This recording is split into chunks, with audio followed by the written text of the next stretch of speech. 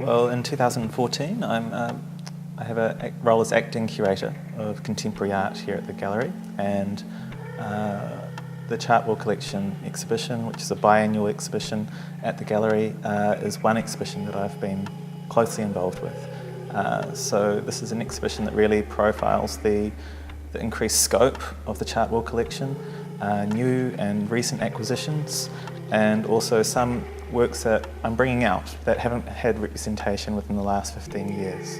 I was initially drawn to a number of works that had a certain material quality, and I wanted to first start with this proposition that the Chartwell Collection has quite a strong underpinning from its origins in the 70s with the kind of notions of modernism and modernity.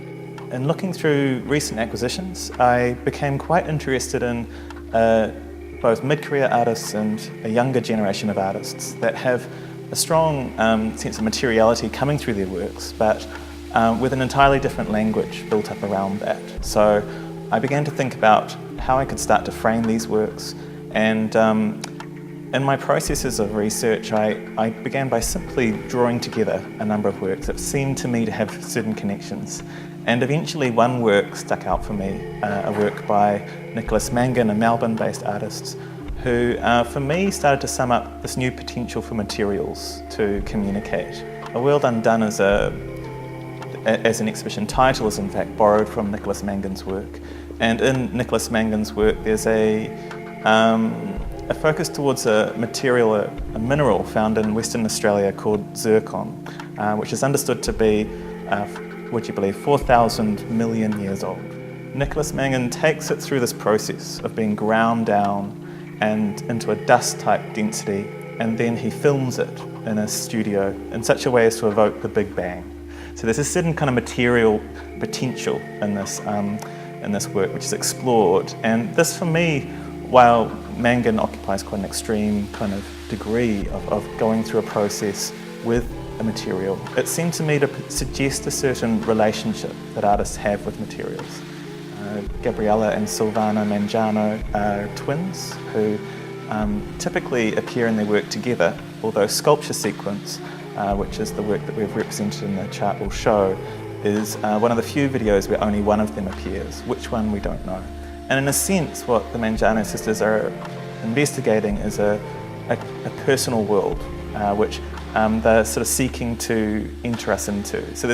So I suppose the term "a world" in the title is quite important. I was interested not in engaging necessarily with the world, although Nicholas Mangan's work does that very well, but I think a world sort of sets up a more subjective frame or scope of concerns. The Daniel Crooks piece, An Embroidery of Voids, is a collage of a number of different frames of Melbourne alleyways, which he composites into one continual zoom forward.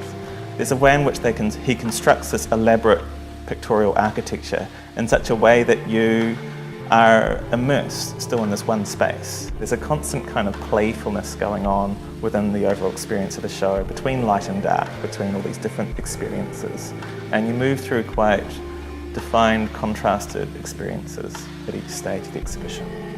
I think what's interesting about this show is that the media shifts quite a lot, but there seems to be often a shared attitude between a number of the artists in terms of a desired final engagement that they're after with materials and a certain formal connections. It's been a real pleasure to spend a series of months periodically going through the collection, surveying decades of work, both nationally and internationally, and it becomes really insightful to me of how much the Chartwell Collection has boosted the Auckland Art Gallery's capacity to represent contemporary art.